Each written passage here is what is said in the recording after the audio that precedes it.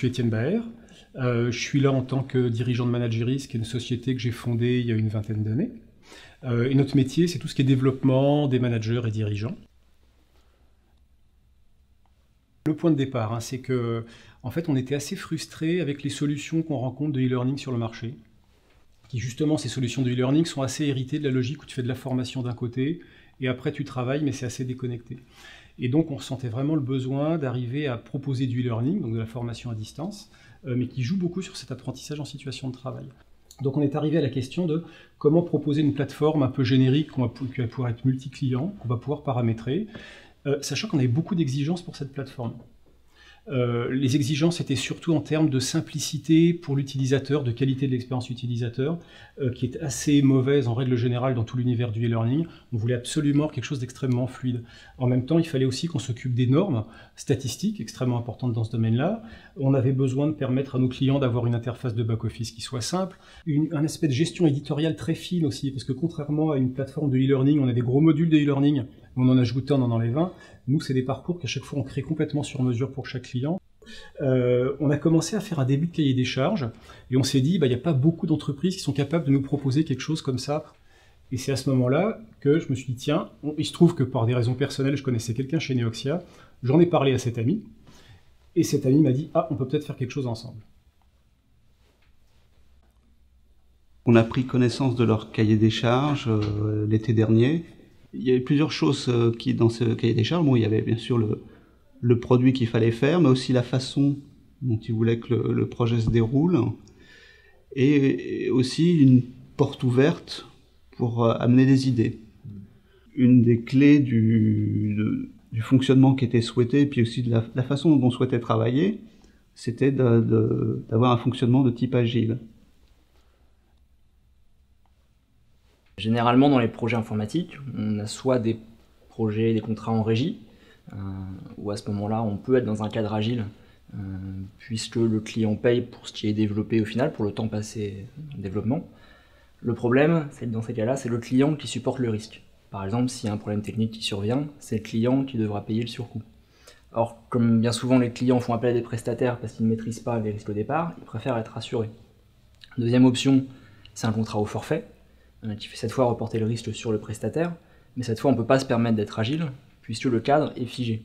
Ce qu'on a proposé à Manageris, c'est un mix entre les deux, avec en fait, on a chiffré une grande partie du cahier des charges, même tout le cahier des charges qui a été proposé au départ, en leur permettant ensuite d'ajouter ou d'enlever des fonctionnalités dans ce cahier des charges, ce qui leur a permis d'avoir une visibilité dès le départ, et donc d'être assuré sur l'enveloppe globale, mais pourtant tout au long du projet, de faire évoluer le périmètre.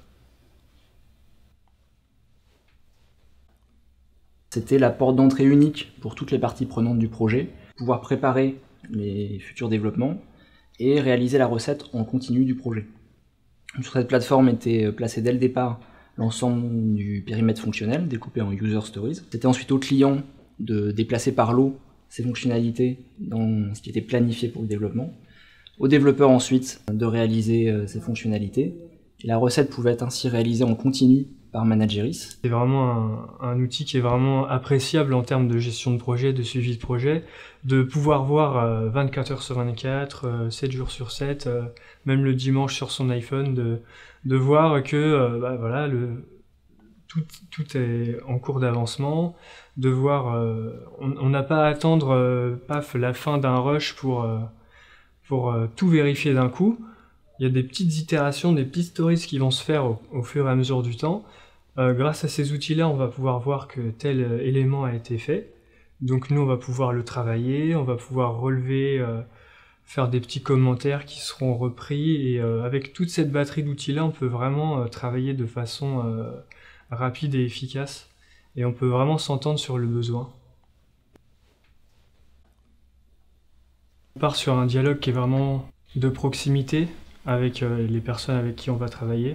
On sait qu'ils vont être là pour nous répondre rapidement et de façon opérationnelle. Ce qui est important de comprendre sur ce projet-là, c'est que Manageris et Neoxia n'avaient jamais travaillé ensemble auparavant. Et donc cette relation de confiance, il a fallu la bâtir au fil du projet. Effectivement, je pense que c'est inhérent à la méthode. On a pu aller très vite, à partir de quelques mots qui définissaient, mais parce qu'il n'y avait pas des comptes rendus énormes. il y avait quelques mots qui étaient clairs, on a su, comme on se voyait régulièrement, il n'y avait pas de gros risque de dérive, et on voyait que les quelques mots qu'on se disait, les quelques questions qu'on se posait, permettaient de donner les bases essentielles, et ensuite ça avançait, et la confiance était clé. Non, beaucoup moins. Beaucoup moins, précisément parce qu'on n'a pas ressenti qu'il y avait un enjeu critique à tout prédétailler à l'avance. Il fallait qu'on ait les idées claires sur ce qu'on souhaite, en tout cas en termes de, pas de réalisation concrète, mais d'objectifs. Et une fois que les objectifs étaient clairs, même s'ils n'étaient pas toujours, franchement, c'était un dialogue qu'on avait avec nos interlocuteurs chez Neoxia qui nous ont aidés à les préciser. Une fois qu'ils étaient clairs, on pouvait quitter la réunion relativement serein sur le fait que ce qui allait se mettre en place allait partir dans la bonne direction.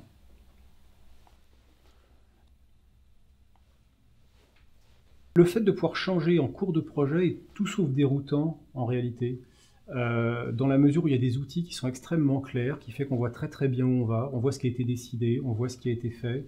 C'est au contraire assez rassurant en réalité. Je me souviens assez régulièrement, on s'est posé la question en réunion de se dire mais si on prend cette option, est-ce que ça nous bloque pour la suite? Voilà. Une fois que la réponse était non, on savait qu'on avançait sur quelque chose qui tiendrait, et c'est au contraire très rassurant de savoir qu'on pouvait changer de direction s'il y avait lieu ensuite.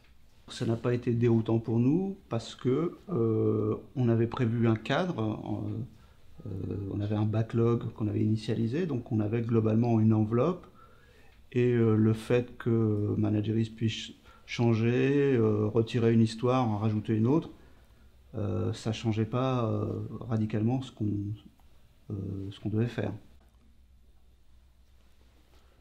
Ce qui m'a vraiment frappé, c'est dès le départ, en fait, dès la proposition, on a été vraiment assez soufflé, pour être très honnête, parce que notre cahier des charges était lourd, on avait reçu beaucoup de réponses, de pas mal... On avait été très sérieux dans notre request for information, on a eu des échanges téléphoniques de plusieurs heures avec des boîtes aux États-Unis, en Inde, et vous nous avez répondu, je crois, en 4 ou 6 pages. Mais il y avait tout. Le gros intérêt de la méthode agile au point de vue commercial pour nous, c'est que finalement en à peine 6 semaines, on a pu commencer à montrer des choses concrètes à des clients, suffisamment convaincantes pour qu'ils se mettent à réfléchir au fait d'implémenter la solution chez eux. Alors sur ce projet-là, on ne s'est pas vu comme un simple prestataire, mais plus comme un partenaire de Manageris, que ce soit dans la définition du besoin, où on a essayé d'amener des idées tout au long du projet, mais aussi dans la démarche commerciale, puisque quand Manageris décroche un nouveau client, c'est aussi pour nous des développements futurs et du business qui peut venir pour nous. Donc par exemple dans le cas d'une avant-vente, pour proposer une démo spécifique au client, on a fait un petit développement propre à ce client-là, qui a permis à Manageris d'apporter une vraie plus-value dès l'avant-vente, dès les premiers mois de développement du projet. Une grande décontraction vis-à-vis des enjeux de développement informatique. On sait qu'on peut beaucoup plus librement raisonner en termes de fonctionnalités, de bénéfices pour nos clients, et que derrière, en termes de développement, finalement, les choses sont beaucoup plus accessibles et beaucoup moins inquiétantes que ce qu'on aurait pu croire. Pour moi, le mot de la fin, c'est satisfaction. Parce qu'on a vraiment réussi à accompagner Manageris, qui était dans une situation, il y a 6 mois, où Étienne se posait beaucoup de questions. Et aujourd'hui, bon, ses soucis sont réglés et il se projette dans la démarche commerciale de Manageris. Si on pouvait le refaire, on signerait tout de suite, quoi. On a mis pas mal d'énergie dans ce projet, et ce qui était important pour nous, c'est que ça sert vraiment Manageris dans son business, et de voir qu'ils ont décroché un premier client avant même la fin du projet, c'était un vrai succès pour nous, une vraie clé, un vrai marqueur de la réussite.